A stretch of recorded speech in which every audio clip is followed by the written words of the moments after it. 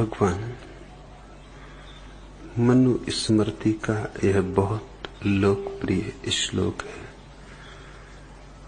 सत्यम ब्रूयात् प्रियम बुर्यात् सत्यम प्रियम प्रियम च नानिर्तम ब्रूयादेश धर्म सनातन। अर्थात मनुष्य सत्य बोले, प्रिय बोले, अप्रिय सत्य को न बोले और असत्य प्रिय को भी न बोले। यह सनातन धर्म है। भगवान इस पर कुछ कहने की कृपा करें। शरणानंद।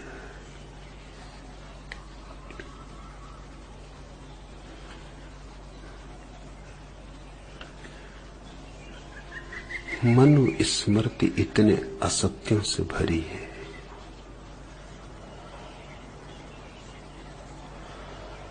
कि मनु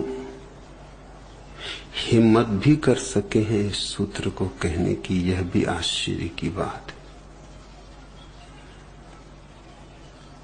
मनु स्मृति से ज्यादा पाखंडी कोई शास्त्र नहीं। भारत की दुर्दशा में मनु स्मृति का जितना हाथ है किसी और का नहीं।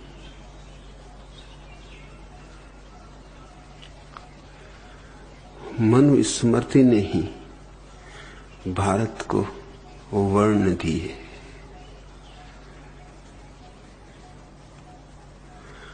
शूद्रों का ये जो महापाप भारत में घटित हुआ है, जैसा पृथ्वी में कहीं घटित नहीं हुआ, उसके लिए कोई जिम्मेवार है तो मनु जिम्मेवार है। ये मनु स्मृति की ही शिक्षा का परिणाम है, क्योंकि मनु स्मृति है हिंदू धर्म का विधान। वो हिंदू धर्म की आधारशिला है।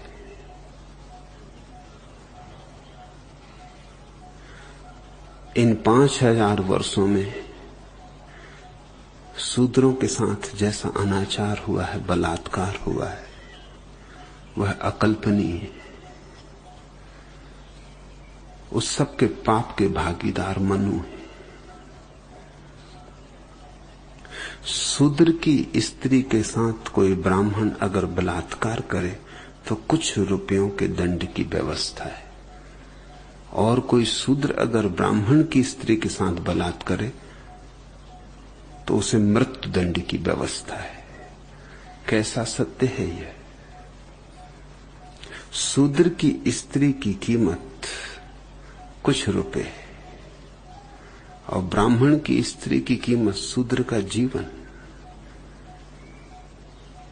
बलात्कार भी ब्राह्मण करे तो यूं समझो कि धन्यभागी हो तुम कि तुम्हारे साथ बलात्कार किया। बड़ी कृपा है मनु की कि उन्होंने ये नहीं कहा कि उसको कुछ रुपयों का पुरस्कार दो। देना तो यही था, पुरस्कार। कि कितनी कृपा की ब्राह्मण महाराज ने। धन्य भागी है शूद्र की पत्नी, उसकी देह को इस योग्य माना।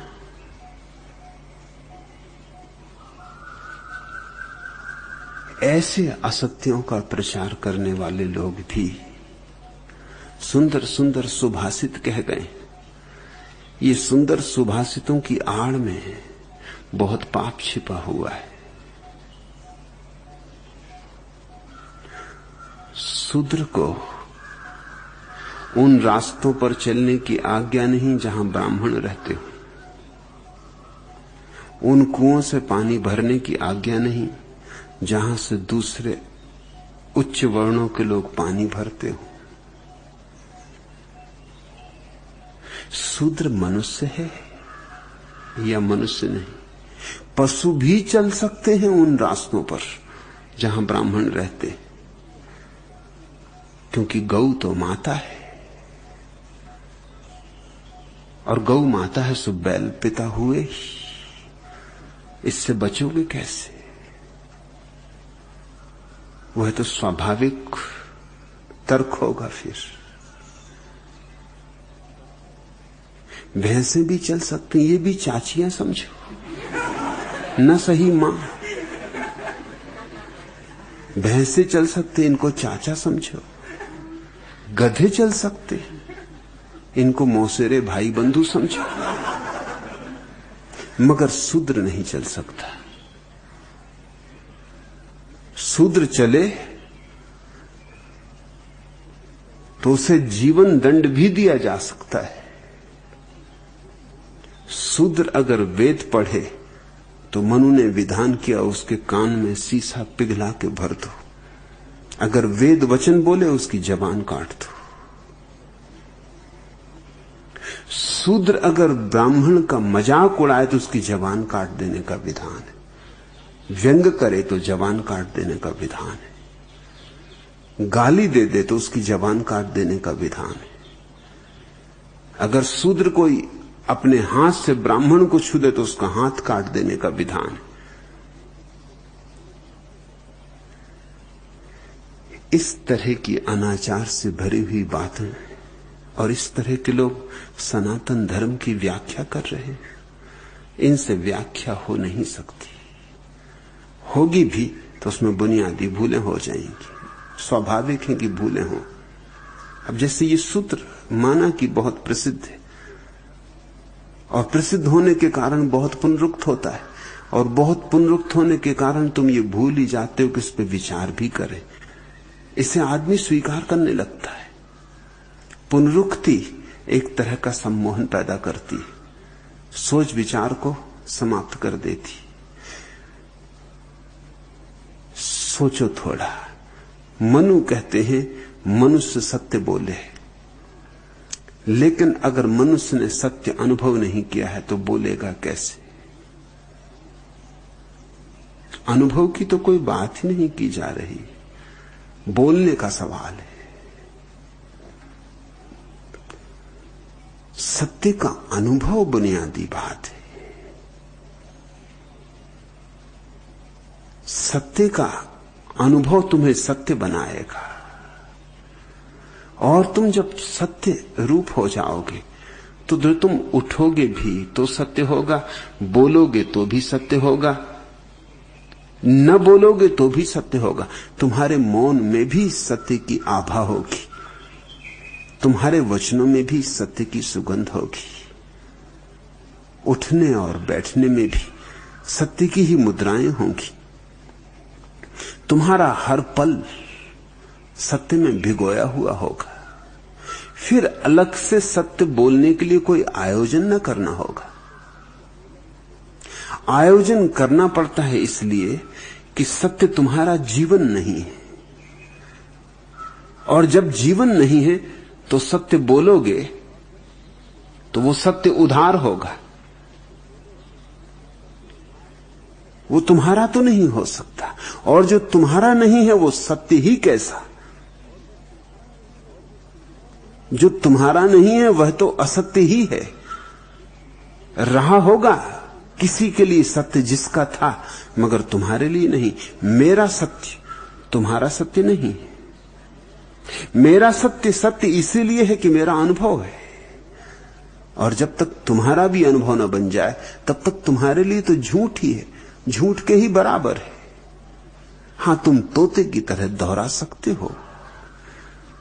सो मनु ने तोतों की जमात पैदा कर दी। ये जो पंडितों का इतना बड़ा वर्ग इस देश की छाती पर दाल घोंट रहा है, मूंग दल रहा है, ये मनु खड़ा कर गए। ये सब सत्य बोल रहे हैं। सत्य से इनका मतलब वेद का उद्धरण दे रहे हैं, गीता दोहरा रहे हैं, रामचरितमानस दोहरा रहे हैं। इसमें से कोई भी इनका अनुभव नहीं, कोई भी निज की प्रतीति नहीं, स्वयं का साक्षात नहीं। लाओ त्सु कहता है कि सत्य तुमने कहा नहीं, दूसरे ने सुना नहीं कि झूठ हो जाता है। क्योंकि जब तुम कहते हो तुम्हारा तो अनुभव होगा, लेकिन जिसने सुना उसका अनुभव नहीं। वह सत्य नहीं सुनता, वह तो केवल शब्द सुनता है। तुम भी ईश्वर को मानते हो, मगर ईश्वर तुम्हारा सत्य है? तुम छाती पे हाथ रख के कह सकते हो तुमने जाना, इतने कह सकते हो कि मैं मानता हूं, लेकिन मानना और जानना जमीन आसमान का भेद है। मानता वही है जो जानता नहीं। जो जानता है वह मानेगा क्यों? मानने की जरूरत क्या है? जब जानता ही है तो मानने का सवाल ही नहीं उठता। तुम्हारे सत्य विश्वास है, अनुभूतियां नहीं, और विश्वास सब झूठ होते। कैसे तुम सत्य बोलोगे?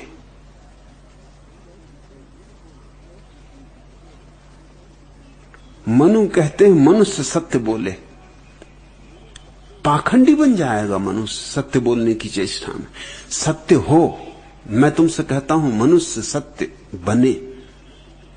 सत्य हो, सत्य उसका साक्षात्कार हो, सत्य उसका जीवन हो, फिर उस जीवन से जो भी निकलेगा वह सत्य होगा ही। गुलाब के पौधे पर गुलाब के पत्ते लगेंगे और गुलाब के फूल खिलेंगे। कुछ गुलाब की झाड़ी को यह कहने की जरूरत नहीं है कि देख तुझमें गुलाब के फूल खिलने चाहिए, खिलेंगे ही। हां, गेंदे के पौधे से कहो तो बात जमती कि देख गेंदा मत खिला देना, गुलाब खिला। अब गेंदे का पौधा बेचारा क्या करे? बाजार से प्लास्टिक के गुलाब के फूल खरीद लाए, लटका ले प्लास्टिक के फूल, अपने गेंदों को छिपा ले घूंघट में, और घूंघट के बाहर लटका दे गुलाब के फूल। इतना ही हो सकता है, पाखंड ही हो सकता है। इस तरह के सूत्र पाखंड के जन्मदाता है। मनु कोई बुद्ध पुरुष नहीं, मनु ने स्वयं जाना नहीं तो इस तरह की बात नहीं कहते। बुद्ध तो कुछ और कहते हैं। बुद्ध कहते हैं अप दीपो भव, अपने दिए बनो, ज्योति जलाओ, अपनी ज्योति, अपना दिया। बुद्ध ने कहा है मैं कुछ कहता हूं इसलिए मत समझ लेना कि सत्य है। शास्त्र कहते हैं इसलिए मत मान लेना कि सत्य है। शास्त्र गलत हो सकते हैं, फिर मैं गलत हो सकता हूं, फिर मैं धोखा दे सकता हूं, फिर मैं धोखा न भी दूं, मैं खुद ही धोखे में हो सकता हूं फिर। तो बुद्ध ने कहा है मेरी बात मत मान लेना, प्रयोग करना, जानना, और जब जानो, जब स्वयं की ज्योति जले, उस ज्योति में जो अनुभव हो, जो प्रकाशित हो, वह तुम्हारा होगा। सत्य सदा स्वयं का होता है, और फिर उस सत्य के अनुभव में जो पत्ते लगेंगे, फूल लगेंगे, फल लगेंगे, वे सब सत्य के होंगे। ये सिखाने की जरूरत नहीं है कि मनुष्य सत्य बोले, ध्यान सिखाने की जरूरत है, सत्य सिखाने की जरूरत नहीं। सत्य तो हम सबके भीतर पड़ा है, वो हमारा स्वभाव है। महावीर का सूत्र ज्यादा कीमती, वत्थु सहावो धम्म, वस्तु का स्वभाव धर्म है। हमारा स्वभाव हमारा धर्म। हम अपने स्वभाव को पहचान लें और हमने सत्य जान लिया, फिर उसके बाद हम जो भी करें वो सभी सत्य होगा। लेकिन अगर तुमने सत्य बोलने की चेष्टा की तो तुम बड़ी झंझट में पड़ोगे। क्या है सत्य? फिर बाइबल सत्य है, कुरान सत्य है, गीता सत्य है, धम्मपद सत्य है, ताओ ते किंग सत्य है, क्या सत्य है? और इन सब की बातों में बड़ा विरोध है। खुद बाइबल में दो हिस्से हैं, पुरानी बाइबल और नई बाइबल। पुरानी बाइबल यहूदियों की किताब है और नई बाइबल ईसाइयों की किताब है। यहूदी तो सिर्फ पुरानी बाइबल को मानते हैं, नई बाइबल तो जीसस के वचन है, उसको तो उन्होंने इंकार कर दिया। जीसस को तो सूली पे लटका दिया। लेकिन ईसाई दोनों बाइबल मानते हैं और ईसाइयों के पास कोई उत्तर नहीं इस बात का। पुरानी बाइबल में ईश्वर कहता है, मैं बहुत ईर्षालु ईश्वर हूं, जो मेरे साथ नहीं वो मेरा दुश्मन है। ये तो अडोल्फ हिटलर की भाषा है। अडोल्फ हिटलर ने ये लिखा ही है मेन कैंप में कि जो मेरे साथ नहीं वो मेरा दुश्मन है। या तो मेरे साथ हो या मेरे दुश्मन हो, बस दो ही कोटियों में आदमी को बांटा है। और स्पष्ट कहता है पुरानी बाइबल का ईश्वर कि मैं ईर्षालु हूं। ईश्वर और ईर्षालु, तो फिर ईश्वर को पाके भी क्या करोगे?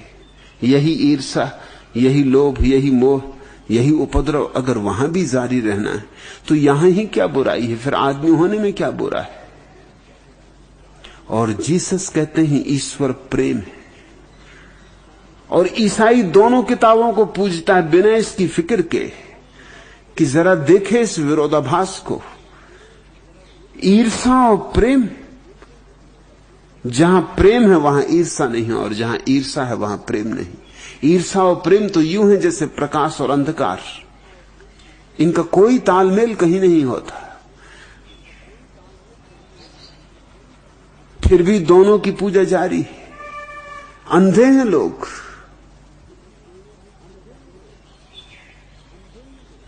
इन अंधे लोगों से कहो कि सत्य बोलो, क्या सत्य बोलेंगे?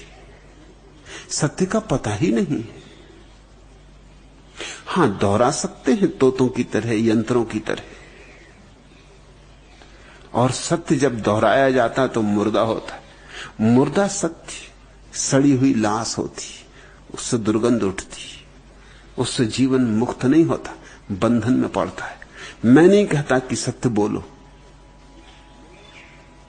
इसका यह अर्थ नहीं कि मैं कहता हूं कि सत्य मत बोलो। मेरी बात को समझने की कोशिश करना।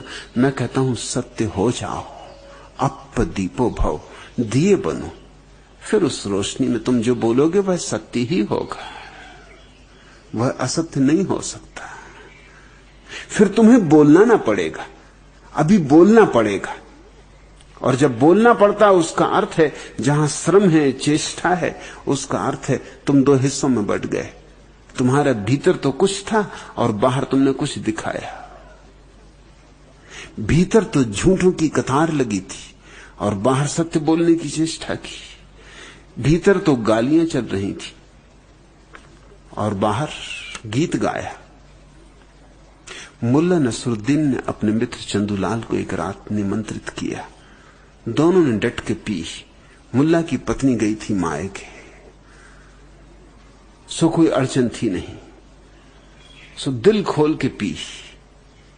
और जब दोनों विदा होने लगे तो द्वार पर जो बात हुई वो जरा समझने जैसी। आमतौर से मेहमान से हम कहते हैं कि आपकी बड़ी कृपा, बड़ी अनुकंपा, क्या आप पधारे, हम धन्य हुए। गरीब खाने पे आप आए, गरीब की कुटिया को पवित्र कर दिया।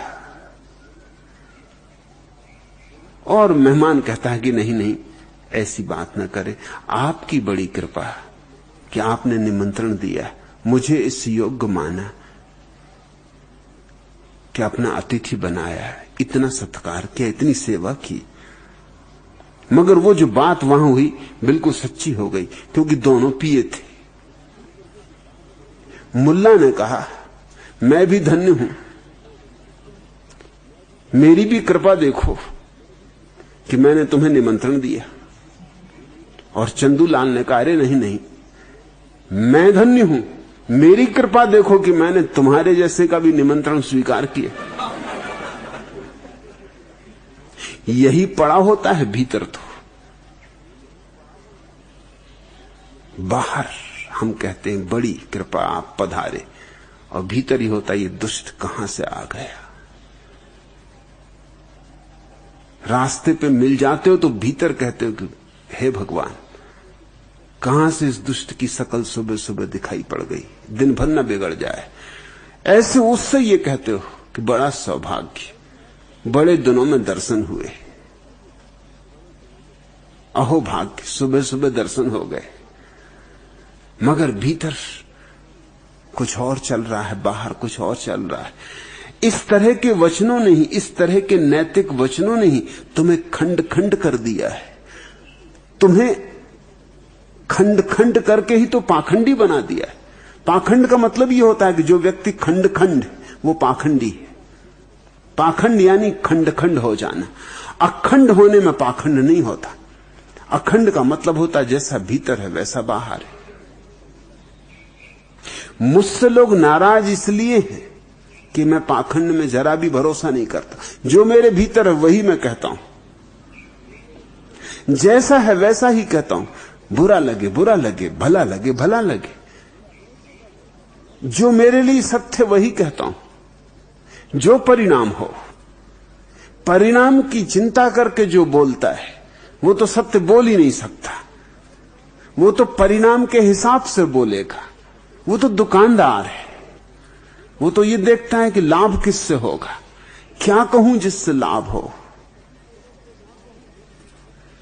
वो अगर सत्य भी बोलेगा तो तभी बोलेगा जब लाभ होता हो। उसने तो सत्य को भी लाभ का ही साधन बना लिया है। और सत्य किसी चीज का साधन नहीं है, परम साध्य है। सब कुछ सत्य पर समर्पित है, लेकिन सत्य किसी के लिए समर्पित नहीं। सत्य से ऊपर कोई धर्म नहीं, सत्य से ऊपर कोई परमात्मा नहीं। सत्य ही परम धर्म है और सत्य ही भगवत्ता है। मगर ये अनुभव से हो। मैं नहीं कहूंगा कि सत्य बोलो, मैं कहूंगा सत्य हो जाओ।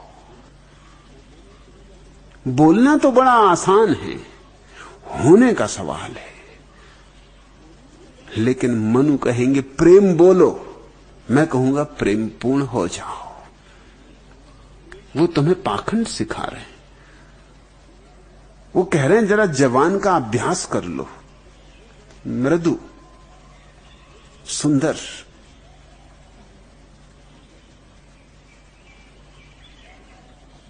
प्रीतिकर, सत्य हो, बोलो। इसलिए कहते हैं सत्य बोलो, प्रिय बोलो। लेकिन प्रेम भीतर ना हो तो प्रिय कैसे बोलोगे? कहां से लाओगे प्रीता? वो माधुरी कहां से लाओगे? भीतर प्रेम लहरा रहा हो तो उसमें जब डुबकी लगा के शब्द आते तो मीठे हो जाते, नहाए होते, स्वच्छ होते, ताजे होते, जीवंत होते।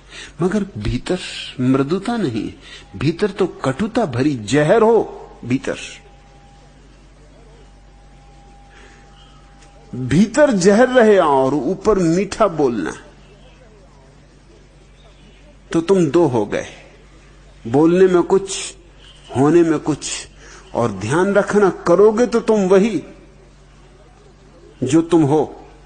बोलो तुम लाख कुछ और, होगा तो वही जो तुम हो। और जरा सी खरोंच में निकल आएगा। मुल्ला नसरुद्दीन बीमार था, बहुत बीमार था। सर्द रात, बड़ी बर्फीली रात, पानी जमा जा रहा, ऐसी सर्दी। आधी रात को डॉक्टर को मुल्ला की पत्नी ने खबर की। डॉक्टर की भी छाती दहले बाहर निकलने में, लेकिन मजबूरी है, बीमार मरणासन है। पत्नी ने कहा आना ही होगा, इसी वक्त आना होगा, शायद ये आखिरी ही क्षण हो, आ जाओ तो शायद बच जाए। झिझकता हुआ डॉक्टर गालियां देता हुआ कि मर ही क्यों ना गया ये आदमी शाम को, और रात तक किस लिए जिंदा है, और हमको भी मारने के पीछे लगा है। मगर मजबूरी, डॉक्टर की गालियां कितनी ही तो। गया,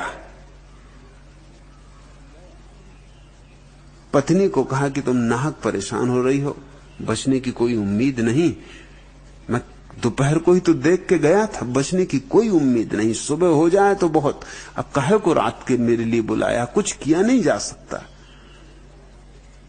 भीतर तो क्रोध से आग बबूला हो रहा था, लेकिन पत्नी ने कहा कि आखिरी घड़ी है, सोचा एक बार और आप देख लो, शायद कुछ उपाय हो सके तो और कर लो, कहने को न रह जाए, ये मन में बात न रह जाए कि आखिरी क्षण में चिकित्सक को नहीं बुलाया। मगर एक बात की प्रार्थना है कि जो आप कह रहे हो कि बचने की उम्मीद नहीं, मुल्ला के सामने न कहना, उनको दुख न लगे। विदा कम से कम हो ही रहे तो मौन से और शांति से विदा हो जाएं। डॉक्टर ने कहा ठीक। भीतर गया, नब्ज देखी, तापमान लिया और मुस्कुरा के कहा कि अरे नसरुद्दीन, दोपहर को देख के गया था तो मुझे लगता था पता नहीं बचोगे कि नहीं, मगर अब तो बिल्कुल हालत ठीक है। दिन दो दिन में उठाओगे, चलने फिरने लगोगे, चमत्कार हो गया मालूम होता है, सब ठीक है, बिल्कुल स्वास्थ्य जैसा होना चाहिए हो गया, दवा असर कर गई मालूम होता है। और भाग्यशाली हो, अभी तुम्हारी किस्मत में जाना नहीं लिखा, अभी जियोगे 10-50 वर्ष। और तभी मुल्ला की पत्नी दरवाजा खोल के भीतर आई। दरवाजा खोला तो हवा का सर्द झोंका भीतर आया और मुल्ला की पत्नी दरवाजा खुला ही छोड़ के पास आके खड़ी हो गई। डॉक्टर एकदम चिल्लाया कि भाई कम से कम दरवाजा तो बंद कर दे, क्या नसरुद्दीन के साथ हमको भी मारना है? वो खरोंच जरा सी हवा का झोंका और बात निकल आई जो दबी पड़ी थी। ऊपर से तो कह रहा था अब तुम काफी जियोगे, लेकिन हमारी भी अर्थी उठवाना है क्या सुबह ही? इनकी तो उठी ही है, इनकी तो खाट खड़ी ही है, हमारी भी खड़ी करवा देना है क्या? बंद कर दरवाजा।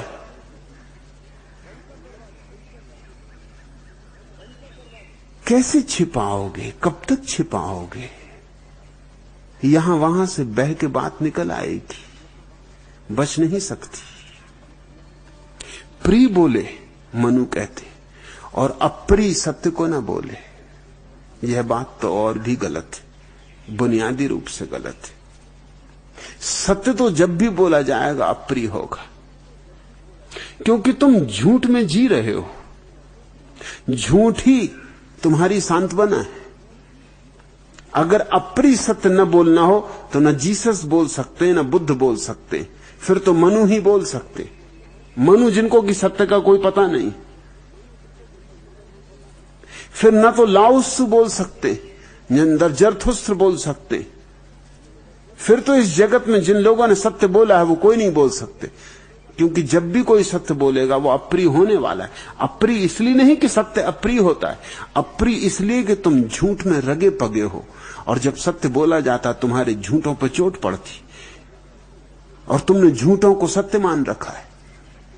तो जब कोई सत्य बोलेगा तुम्हारे झूठ गिरेंगे, तुम्हें यूं लगेगा कि जैसे किसी ने तलवार उठा ली और तुम्हारे झूठों को जड़ों से काट डाला, जैसे कोई कुल्हाड़ी लेकर तुम्हारे ऊपर टूट पड़ा है। सत्य तो जब भी होगा प्रिय ही होगा। बुद्ध का वचन है कि झूठ पहले मीठा बाद में कड़वा होता है, सत्य पहले कड़वा बाद में मीठा होता है। और बुद्ध ज्यादा ठीक बात कह रहे हैं। सत्य तो पहले कड़वा लगेगा ही, जहर जैसा लगेगा, क्योंकि तुम्हारी सारी सांत्वनाएं छीन लेता है, तुम्हारी नींद उखड़ जाती, तुम्हारी बेहोशी टूट जाती। तुम्हें कोई जगा दे नींद में से तो कोई प्रिय थोड़ी लगता है। भला तुमने ही कहा हो कि सुबह सुबह उठा देना। जर्मनी का प्रसिद्ध विचारक हुआ इमैनुअल कांट। वो घड़ी के कांटे से चलता था। कहते हैं जब वो विश्वविद्यालय पढ़ाने जाता था लोग अपनी घड़ियां ठीक कर लेते थे, क्योंकि नियम से मिनट सेकंड ऐसा घड़ी का पाबंद था कि मशीन की तरह चलता था। एक दफा जा रहा था विश्वविद्यालय, कीचड़ थी और एक जूता कीचड़ में फंस गया, तो उसने लौट के जूता नहीं उठाया, क्योंकि उतने में तो देर लग जाएगी। कुछ सेकंड तो देर हो ही जाती, जूता निकालता, कीचड़ से साफ करता, पहनता, पैर में डालता, इतनी देर से वो नहीं पहुंचेगा। वो एक जूता वहीं छोड़ गया, एक ही जूता पहने हुए विश्वविद्यालय पहुंचा। जब उसके विद्यार्थियों ने पूछा कि आपके एक जूते का क्या हुआ, उसने कहा कि वो लौटते में कीचड़ में से निकालूंगा, अभी निकालता तो 5-10 सेकंड लेट हो सकता था। उसको देख के लोग घड़ियां सुधार लेते थे। उसने एक गांव छोड़ा नहीं, जिस गांव में रहा वो पूरी जिंदगी वहीं रहा। इसलिए नहीं छोड़ा कि दूसरे गांव में जाए तो कहीं जीवन के क्रम में कोई व्याघात ना पड़ जाए। अरे ट्रेन लेट हो जाए, भोजन समय पे ना मिले, नींद वक्त पे ना ले पाए, ठीक सो जाता था 9 बजे। अगर 9 बजे उसके मेहमान भी बैठे हों तो उनसे भी ये नहीं कहता था कि मेरे सोने का वक्त हो गया, क्योंकि इतना भी समय खोना क्यों। जैसे ही घड़ी में 9 बजे छलांग लगा के अपने बिस्तर में होकर कंबल ओढ़ लेता था। वो जो बैठा आदमी एकदम चौंके रह जाए कि क्या हुआ। नौकर आके उससे कहता था कि भैया आप घर जाओ, वो तो सो गए, 9 बज गए। 9 बज जाए तो एक शब्द नहीं बोलते, क्योंकि उतनी देर। ऐसा बिल्कुल पाबंद था। सुबह 3 बजे उठना नियम था। हिंदुस्तान में ब्रह्म मुहूर्त ठीक है, गर्म देश है, और तुम सोना भी चाहो तो मच्छर कहां सोने देंगे, और सुबह सुबह मच्छर और भनभनाते। सच तो यह है, अभी अभी वैज्ञानिकों ने खोज की है कि सुबह आधा घंटा सूर्योदय के पहले और सांझ सूर्योदय के बाद आधा घंटा, बस ये 2 ही समय में मच्छर योग्य होते हैं लोगों में बीमारी फैलाने में, और बाकी समय में उनकी योग्यता नहीं होती। ब्रह्म मुहूर्त में सावधान रहना मच्छरों से। वही वक्त है जब मच्छर बीमारी डाल सकता है, सिर्फ आधा घंटा सुबह और आधा घंटा शाम। अगर ये 2 वक्त तुम बचा लो, मच्छर तुम्हें कोई बीमारी नहीं दे सकता। उसी समय उसकी संभावना है। तो यहां तो मच्छर वैसे किसी को ब्रह्म मुहूर्त में सोने नहीं देते। और गर्म देश, मगर ठंडे देश में 3 बजे रात उठना कठिन काम है। उसने कभी विवाह नहीं किया, इसीलिए कि स्त्री आए कौन झंझट करे, माने न माने, सुने न सुने, वक्त पे काम हो या ना हो। नौकर ठीक, नौकर है तो मान के चलेगा। नौकर का काम यह था कि वो 3 बजे उठाए, और एक ही नौकर टिका, क्योंकि कोई भी नौकर 2-4 दिन में कह दे कि बस माफ करिए मैं जाता हूं, मुझे नहीं करना ये काम। क्योंकि काम क्या था, 24 घंटे घड़ी के सुई की तरह चलना, और सबसे कठिन काम था सुबह 3 बजे। कांड को उठाना बहुत मुश्किल था। हालांकि वो कहता था 3 बजे उठा, मगर उठना नहीं चाहता था। छीन छीन के अपना कंबल अंदर घुस जाता था। शाम को कहता था कि चाहे कुछ भी हो जाए उठाना, और सुबह गालियां बकता था कि नौकर तू है कि मैं हूं, छोड़ कंबल, निकल बाहर, और फिर अपने बिस्तर में घुस जा। और दूसरे दिन सुबह फिर डांटे कि जब मैंने कहा था कि उठाना, एक ही पहलवान छाप नौकर था, वो रुका, वो उठा देता था। यहां तक नौबत आ जाती थी कि मारपीट हो जाती थी। कहा जाता है कि वो नौकर भी ऐसा था कि जमा देता था 2-4। अगर उसके साथ छीना झपटी करे तो वो कहता था मालिक आप नहीं कहा, फिर अब मत, बाद में मत कहना। लगा देता 2-4 उठा पटक, उनको पटक देता उठा के नीचे फर्श पर, मगर उठा कर रहता, बिस्तर उठा लेता, निकाल बाहर कर देता कमरे के। वही नौकर टिका, और उससे कांट बहुत खुश था। हालांकि सुबह बहुत गालियां बकता था, झूमा झटकी होती थी, कपड़े फट जाते, मगर वो नौकर भी एक था। उसको क्या पड़ी थी, उसको मजा आने लगा था कि ठीक है, इनको उठा के वो अपना सो जाता था जाके, अब तुम अपना करो ब्रह्म मुहूर्त में जो तुम्हें करना है। वही एक नौकर टिका। एक दफा वो छोड़ के चला गया तो उसको वापस दुगनी तनख्वाह पे लाना पड़ा, क्योंकि उसके बिना कांड का जीना मुश्किल हो गया। वो कौन उठाए 3 बजे उसे। जब कोई तुम्हें नींद से उठाएगा तो छीना झपटी होने वाली, सत्य तो अप्रिय होगा ही। और मनु कहते हैं अप्रिय सत्य को ना बोले, तब तो फिर सत्य बोला ही नहीं जा सकता। और ये भी कहते हैं कि असत्य प्रिय को भी ना बोले, तब तो बिल्कुल बोला नहीं जा सकता, बोलना ही खत्म। अप्रिय सत्य को ना बोले, ये एक शर्त लगा दी। और असत्य प्रिय को ना बोले, और असत्य ही प्रिय होता है, क्योंकि असत्य तुम्हें सांत्वना देता है। असत्य की इजाद क्यों करता है आदमी? संतोष के लिए, सांत्वना के लिए। तुम्हारी पत्नी मर जाती, मोहल्ले पड़ोस के लोग आके समझाते कि मत रो, अरे आत्मा तो अमर है। जैसे इनको पता है। एक सज्जन की पत्नी मर गई तो मैं भी गया, वहां मैंने देखा कि मोहल्ले के लोगों ने समझा रहे हैं कि आत्मा तो अमर है। एक सज्जन बहुत ही समझा रहे थे, बड़े श्लोक वगैरह उद्धरण दे रहे थे और बड़ी प्रामाणिकता से सिद्ध कर रहे थे कि आत्मा तो अमर है। अरे गीता में लिखा हुआ है, न हन्यते हन्यमाने शरीरे, नैनम छिदंती शस्त्राणी, नाहम दहत पावका। आग जलाती नहीं, शस्त्र छेदते नहीं। शरीर कट जाए, शरीर मर जाए, मिट जाए, आत्मा नहीं मरती। तो मैंने कहा कि इनको तो ज्ञान उपलब्ध हो गया मालूम होता है। संयोग की बात, 2 साल बाद उनकी पत्नी मरी तो मैं उनके घर गया, वो रो रहे थे। मैंने कहा अरे तुम और रो रहे?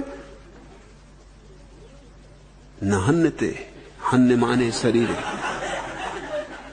भूल गए दूसरे की पत्नी मरी तो क्या ज्ञान बघार रहे थे, अपनी मरी तो सब भूल गए। तो क्यों बकवास लगा रखी थी उस दिन? वो मुझसे कहने लगे भाई अभी विवाद ना छेड़ो, अभी मैं मुसीबत में पड़ा हूं, तुम विवाद खड़ा कर रहे। मैं विवाद खड़ा नहीं कर रहा, विवाद तुमने खड़ा करवाया। दूसरे की पत्नी मरी तो आत्मा अमर है, अपना जाता क्या? अपनी मरी तब पता चलना चाहिए, अभी सबूत दो, रो मत, आत्मा मरी ही नहीं और शरीर तो मरा ही हुआ है, इसलिए क्या रोना? अरे मिट्टी मिट्टी में मिल गई, बात खत्म। यही बातें तुम समझा रहे थे, यही मैं तुम्हें दोहरा रहा हूं, सिर्फ याद दिला रहा हूं। उन्होंने मुझे बड़े गुस्से से देखा। मैंने कहा गुस्से से देखने का कोई सवाल नहीं है, अगर तुम्हें पता नहीं तो क्यों बकवास छेड़ रखी थी, क्यों उस बेचारे को बकवास सुना रहे थे अपनी? और थोड़ी देर में मैं वहां बैठी था कि वो सज्जन आए जिनकी पत्नी पहले मर चुकी थी, वो भी समझाने लगे कि भैया क्यों रो रहे हो? अरे देह तो आती जाती है, आत्मा का ना कोई जन्म ना कोई मृत्यु। मैंने कहा मालूम होता आपकी पत्नी जब से मरी आपको ज्ञान उपलब्ध हो गया, तब तो आपकी हालत खराब थी, ये ज्ञानी थे, अब इनकी हालत खराब, आप ज्ञानी। मगर कसौटी तब आएगी। मैंने कहा आपके पिताजी बहुत बीमार हैं, जल्दी ही मरेंगे, तब मैं आऊंगा, तब देखूंगा। अरे उनका तुम कैसी बातें करते हो? पिताजी बीमार इसका मतलब कि मरेंगे? तुम इस तरह की कठिन बातें, कठोर वचन बोलते हो, क्यों मरेंगे? अरे मैंने कहा तुम अभी तो कह रहे थे कोई मरते ही नहीं, अभी मरे भी नहीं, मैंने सिर्फ कहा ही, उतने से तुम नाराज हो रहे। जब मरते नहीं तो मेरे कहने से क्या मर जाएंगे? क्या तुम सोचते हो मेरे कहने से मर जाएंगे? इनकी पत्नी मर गई तो भी नहीं मरी, और तुम्हारे पिता मेरे कहने से मरे जा रहे हैं। अरे कोई मरता नहीं भैया, आत्मा अमर है। दोनों मुझ पे नाराज। यहां सांत्वना के खेल चल रहे हैं, यहां एक दूसरे के घाव पे मलहम पट्टी की जाती है। यहां कोई सत्य बोलेगा तो अप्रिय होने वाला है, क्योंकि तुम प्रिय असत्यों में डूबे हुए हो। तुम्हारी जिंदगी प्रिय असत्यों के सिवाय और है क्या?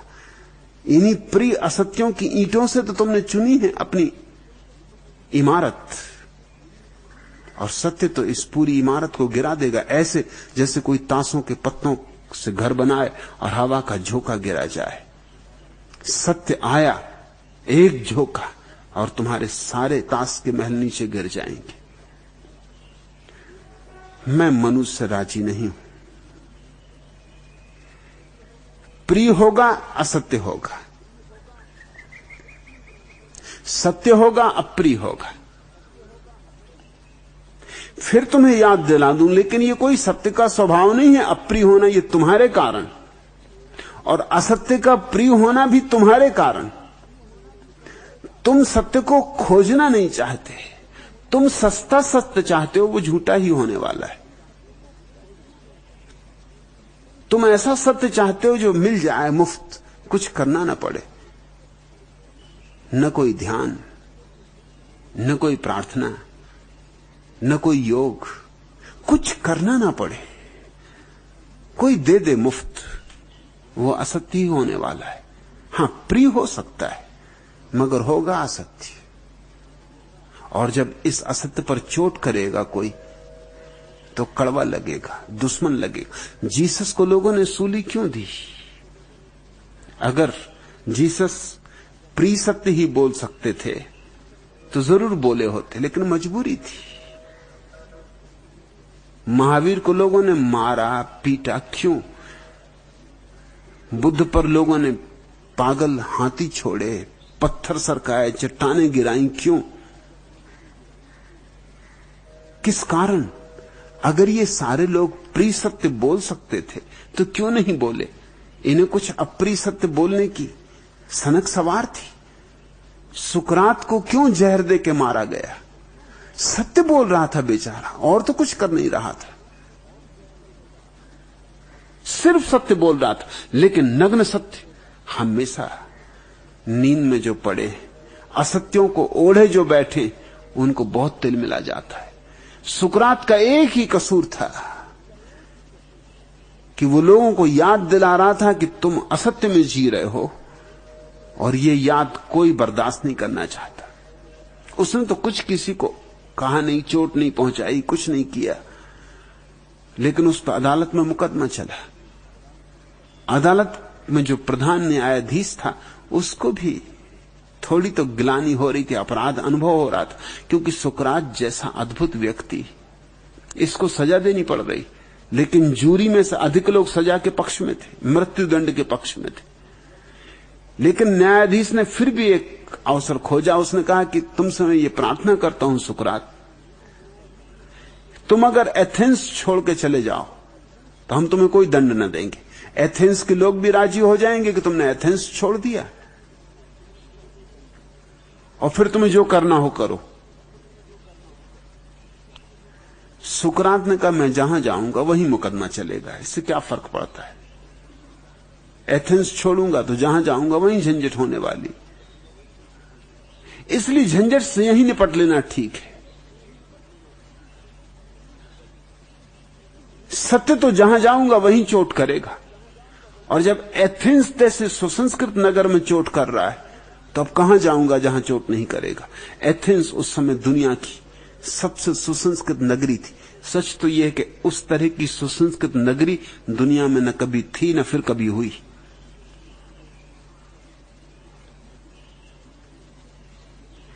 सुकरात ने कहा, एथेंस छोड़ के कहां जाऊं? कहीं नहीं जाऊंगा, यहीं रहूंगा, जीऊंगा तो यहीं रहूंगा। मौत की सजा देनी हो तो सजा दे दो। न्यायाधीश ने फिर उसे एक मौका दिया और कहा कि तो फिर तुम ये करो, रहो तुम एथेंस में, हम तुम्हें बुढ़ापे में एथेंस से निकालना भी नहीं चाहते, मगर सत्य बोलना बंद कर दो। सुकरात ने कहा, ये तो और भी असंभव, ये तो मेरा धंधा है। धंधा शब्द का उपयोग किया है, ये मेरा धंधा है, सत्य बोलना मेरा धंधा है, इसके बिना तो मैं रह नहीं सकता, ये तो मेरा श्वास है। जैसे मैं श्वास के बिना नहीं जी सकता, सत्य बोले बिना नहीं जी सकता। मैं तो बोलूंगा तो सत्य, चलूंगा तो सत्य, उठूंगा तो सत्य। जीवन रहे कि जाए उसका कोई मूल्य नहीं। तुम बेहतर हो मृत्युदंड दे दो, कम से कम कहने को बात रह जाएगी कि मैं मरा तो सत्य के लिए मरा और मैंने कोई समझौता ना किया।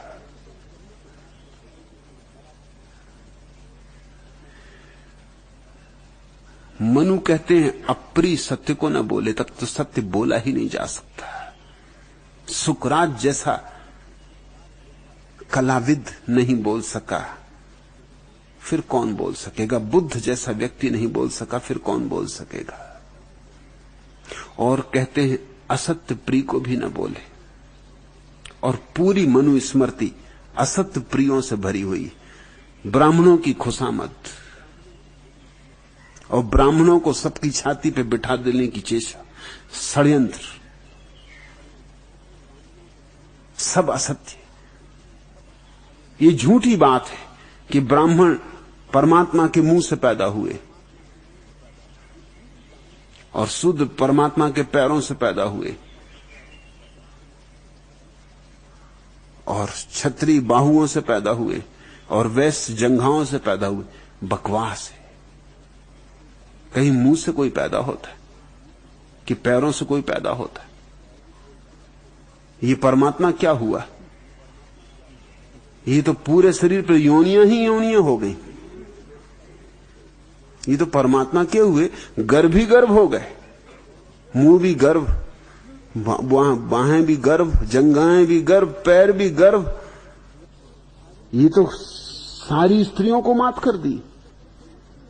ये तो शुद्ध स्त्री हो गए और चार चार स्त्रियों का काम अकेले कर रहे हैं।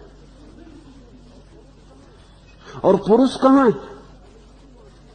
चलो ये भी मान लो कि परमात्मा के मुंह से पैदा हुआ, ब्राह्मण और पैर से पैदा हुए शूद्र, मगर वो पुरुष कहां है जिसने ये गर्भाधारण करवा दिया? वो पुरुष कौन है? और क्या गजब के गर्भाधारण हुए? किसका मुंह में हुआ, किसी का पैर में हुआ, किसी का जंघाओं में हुआ। जहां होता है गर्भाधारण पेट में, वहां तो किसी का भी ना हुआ। तुम गजब देख, तो झूठों की भी कोई अंत होते हैं, कपोल कल्पनाओं के भी कोई अंत होते हैं। और शर्म भी नहीं है मनु को ये कहने में कि असत्य प्रिय को भी न बोले। ये ब्राह्मणों की खुशामद है, ब्राह्मणों को प्रसन्न करने की चेष्टा है। खुद भी ब्राह्मण, इसलिए खुद के अहंकार को भी मजा आ रहा है कि हम श्रेष्ठतम, मुंह से पैदा हुए। लेकिन परमात्मा का मुंह हो कि परमात्मा का पैर, दोनों दिव्य है। कोई पैर अलग थोड़ी, सब संयुक्त है। रक्त जो तुम्हारे सिर में घूम रहा है, थोड़ी देर में पैर में घूमता है, थोड़ी देर में फिर सिर में आ जाता है। रक्त का वर्तुल घूम रहा है। तुम बिल्कुल संयुक्त हो, हर चीज जुड़ी है, नस नस से गुथी है। कुछ ऐसे भेद हैं क्या? कहां जांघें खत्म होती, कहां पैर शुरू होते, कहां मुंह खत्म होता है और कहां हाथ शुरू होते? कहीं कोई सीमा है, कोई सीमा रेखा है? मनुष्य का व्यक्तित्व, पूरा शरीर एक है। जब मनुष्य का व्यक्तित्व एक है, परमात्मा का तो और भी एक होगा। और परमात्मा कोई व्यक्ति थोड़ी है कि उसका मुंह है, हाथ है, पैर है। परमात्मा तो इस समष्ट अस्तित्व का, इस समष्टि का नाम है। इसमें कहां मुंह, कहां हाथ, कहां पैर। लेकिन शूद्रों को अपमानित करना था, शूद्रों को पददलित करना था, शूद्रों का शोषण करना था, उनके शोषण का उपाय खोजना था। शोषण की सबसे पुरानी परंपरा भारत की। इसी शोषण का यह परिणाम हुआ क्योंकि शूद्रों की संख्या बढ़ी, वैश्यों की भी संख्या बढ़ी। ये दोनों ही निम्न है क्योंकि दोनों ही नाभि के नीचे से पैदा हुए। मनु के हिसाब से नाभि के ऊपर से जो पैदा हो वो उच्च वर्ण और नाभि के नीचे जो पैदा हो वो निम्न वर्ण। क्षत्रियों को थोड़ा खुश करना जरूरी था क्योंकि क्षत्रियों के हाथ में तलवार थी। क्षत्रिय यानी राजनीति, ब्राह्मण यानी धर्म, पुरोहित, पंडित, इन दोनों की सांठगांठ है। क्षत्रिय को तो प्रसन्न रखना पड़ेगा, नहीं तो तलवार खींच ले, वो गर्दन उतार दे। आखिर उसी ने तलवार खींची भी। ये जो जैन धर्म और बौद्ध धर्म की बगावत हुई, ये क्षत्रियों की बगावत थी ब्राह्मणों के खिलाफ। इसलिए जैनों के 24 तीर्थंकर क्षत्रिय, बुद्ध भी क्षत्रिय। ये क्षत्रियों की बगावत है, ये क्षत्रियों के बर्दाश्त के बाहर हो गया। ये ब्राह्मणों का छाती पे बैठे रहना। ये जो दो धर्म पैदा हुए भारत में, ये क्षत्रियों से पैदा हुए। वैश्यों और शूद्रों और क्षत्रियों, इन तीनों को ब्राह्मण ने नीचे रखने की कोशिश की। क्षत्रिय को अपने से नंबर 2, क्योंकि उसके हाथ में तलवार थी, उसको थोड़ा प्रसन्न करना जरूरी था। उसको शूद्र के और वैश्य के ऊपर रख दिया। ये एक बड़ी साजिश मनुस्मृति की, ये सरासर झूठ है। यहां कोई न ऊंचा है न कोई नीचा है, सब शूद्र की तरह पैदा होते और सब ब्रह्म का साक्षात करने की क्षमता लेकर पैदा होते। मेरे हिसाब में सब शूद्र की तरह पैदा होते और सब ब्राह्मण हो सकते।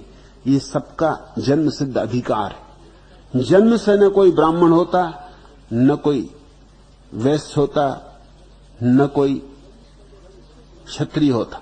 जन्म से सभी शूद्र होते, क्योंकि जन्म से सभी बीज होते, सिर्फ संभावनाएं मात्र। फिर तुम्हारे हाथ में कि तुम क्या बन जाओगे। अगर धन इकट्ठा करोगे तो वैश्य बन जाओगे, अगर धन के लिए लोलुप रहे तो वैश्य बन जाओगे, अगर पद के लोलुप रहे, और ये दो ही तो उपद्रव है, तो राजनीति में पड़ जाओगे तो क्षत्रिय बन जाओगे। चीन का एक सम्राट अपने महल की छत पर खड़ा था और सागर में चलते हुए सैकड़ों जहाजों को देख रहा था। उसका बूढ़ा वजीर भी उसके पास था। सम्राट ने कहा कि देखते हैं, आज आकाश खुला है, सागर भी शांत है, तूफान नहीं, आंधी नहीं, कितने सैकड़ों जहाज चल रहे हैं, कितना सुंदर दृश्य है। उस वजीर ने कहा, महाराज गलती हो तो क्षमा करें, जहाज सिर्फ 2 हैं, ज्यादा नहीं। सम्राट ने पूछा, 2? क्या कहते हो तुम? अनेक स्पष्ट दिखाई दे रहे हैं, तुम कहते हो 2? उसने कहा, मैं फिर कहता हूं 2 ही। या तो धन के जहाज चल रहे हैं या पद के जहाज चल रहे हैं, बस जहाज तो 2 ही है। दिखाई कितने ही पड़ते हो, बस 2 ही दौड़े हैं आदमी की, 2 ही गतियां हैं, धन की या पद की। तो जिनकी धन की दौड़ थी वो वैश्य हो जाते, जिनकी पद की दौड़ है वो क्षत्रिय हो जाते। और जो सब दौड़ छोड़ देते, जो अपने स्वरूप में समा रहते, जो अपने भीतर अंतर्गर्भ में प्रवेश कर जाते, वे ब्रह्म को उपलब्ध हो जाते, वे ब्राह्मण हो जाते। प्रत्येक व्यक्ति शूद्र की तरह पैदा होता है। फिर ये 3 संभावनाएं, या तो वैश्य हो जाए, धन के पीछे दीवाना, या क्षत्रिय हो जाए, पद के पीछे दीवाना, और या फिर ब्राह्मण हो जाए, स्वयं की भगवत्ता को जानकर। जन्म से कोई भेद नहीं होता, कर्म से भेद होता है, अनुभव से भेद होता है, कृत्य से भेद पड़ता है। असत्य तो बहुत बोले हैं मनु, जितनी मनुस्मृति असत्य से भरी है उतना कोई शास्त्र नहीं। मगर वे सब असत्य प्रिय हैं, क्योंकि जो पद पर थे उनकी खुशामद है। इसका ही स्वाभाविक परिणाम यह हुआ कि भारत में जब भी कोई बाहर से हमला हुआ तो आम जनता ने उस हमले का कोई विरोध नहीं किया। क्या जरूरत थी विरोध करने की? उसको तो चूसा ही जाना था, अपने चूसे की पराये चूसे, भेद ही क्या पड़ता था? किसको ढोना है इससे कोई अंतर नहीं पड़ता था। हूण आए, मुगल आए, तुर्क आए, अंग्रेज आए, पुर्तगाली आए, कोई भी आए, क्या फर्क पड़ता था आम जनता को? शूद्र को क्या भेद पड़ता था? ये मनु की वजह से ये भारत 2000 साल गुलाम रहा है, क्योंकि तुमने जब शूद्र को पददलित कर दिया, उसको तो पैरों के नीचे दबना ही है। फिर किसके बूटों के नीचे दबता है, क्या फर्क पड़ता है? बूट सफेद चमड़ी ने पहने हैं कि काली चमड़ी ने, क्या फर्क पड़ता? उसे तो बूटों के नीचे ही दबना है। और सच तो यह है कि सफेद चमड़ी के बूटों के नीचे वो कम दबा, क्योंकि मुसलमानों में कोई वर्ण नहीं होते। जब मुसलमानों की सत्ता आई तो शूद्र में थोड़ा बल आया, वैश्य में थोड़ा बल आया, क्योंकि ब्राह्मणों की पुराना ताकत कम हो गई, ब्राह्मणों का बोझ छाती पर थोड़ा कम हो गया, ब्राह्मणों का बल कम हो गया। इसलिए आम जनता ने कोई विरोध नहीं किया है गुलामी का, क्योंकि आम जनता को तो गुलामी ऐसे लगी कि बोझ कम हो रहा है। और जब अंग्रेज भारत में आए तो आम जनता को बहुत सुखद प्रतीत हुआ, क्योंकि सदियों की गुलामी से ये गुलामी ज्यादा बेहतर मालूम पड़ी। कल विद्याधर वाचस्पति ने जो पूछा था प्रश्न कि अंग्रेजों ने हमें चूसा, हमारा खून चूसा, और इन्हीं फिरंगियों ने हमारा सदियों तक शोषण किया, और आप फिर भी पाश्चात्य सभ्यता की प्रशंसा में बोल देते हैं। मैं उनसे ये पूछना चाहता हूं कि भारत में दोनों ही राज थे, ब्रिटिश राज था और देसी राज्य भी थे। अगर अंग्रेजों के चूसने के कारण तुम बर्बाद हुए तो देसी राज्यों में तो बर्बादी नहीं होनी चाहिए थी, मगर देसी राज्य की जनता और प्रजा ज्यादा बदतर हालत में थी बजाय ब्रिटिश राज के। ये थोड़ा सोचने जैसा है। शोषण कहां ज्यादा चल रहा था? नेपाल तो स्वतंत्र था, उस पर तो कोई ब्रिटिश हुकूमत नहीं थी, लेकिन नेपाल ने कौन सी गरिमा पाली स्वतंत्रता में, कौन सा गौरव पा लिया? वही गरीबी, तुमसे भी ज्यादा गरीब। देसी रियासतें निजाम और ग्वालियर और कितने रजवाड़े थे, इनकी हालत बदतर थी। अंग्रेज ने चूसा हो भला, लेकिन चूसने के साथ साथ उसने तुम्हें विज्ञान भी दिया, टेक्नोलॉजी भी दी, उद्योग भी दिया। उसने चूसा हो भला, लेकिन तुम्हारे हित के लिए भी बहुत कुछ किया। उस हित को तुम भुला मत देना। तुम्हें शिक्षा भी दी, तुम्हें लोकतंत्र और स्वतंत्रता और समाजवाद का पाठ भी पढ़ाया। तुम्हारे सारे नेता पश्चिम से ही स्वतंत्रता का स्वाद लेकर आए। भारत को तो स्वतंत्रता का कोई स्वाद ही नहीं था। भारत में तो सिर्फ ब्राह्मण स्वतंत्र था, बाकी सब गुलाम थे। थोड़ी स्वतंत्रता क्षत्रिय की भी थी, लेकिन वो भी तभी तक थी जब तक वो ब्राह्मण के पैर छुए। कितना ही बड़ा सम्राट हो, छूना तो ब्राह्मण के पैर ही पड़ेंगे उसको। असली राज्य तो ब्राह्मण का था। पुरोहितों ने इतना बड़ा राज्य कभी नहीं किया जितना इस देश में चला, और सबकी जड़ में मनु महाराज है। इसलिए मैं कहता हूं कि मनु से तो छुटकारा इस देश का चाहिए, मगर मनु इस देश के खून, हड्डी, मांस, मज्जा में घुस गए। अभी भी तुम शूद्र के साथ बैठ के भोजन नहीं कर सकते, भीतर से ग्लानि उठने लगेगी, उपकाई आने लगेगी, क्या हो जाए ऐसा लगने लगेगा। चाहे शूद्र कितना ही नहाया धोया हो, और गंदे से गंदे ब्राह्मण के पास बैठ के तुम भोजन कर सकते हो। गंदे से गंदा ब्राह्मण तुम्हारा भोजन बना सकता है। नाक साफ करता रहे उसी हाथ से, तुम्हारी चपाती भी बनाता रहे उसी हाथ से, कोई फिक्र नहीं। ब्राह्मण महाराज है, इनकी तो नाक भी है तो सनातन धर्म समझो, इसका स्वाद तो बात ही और है।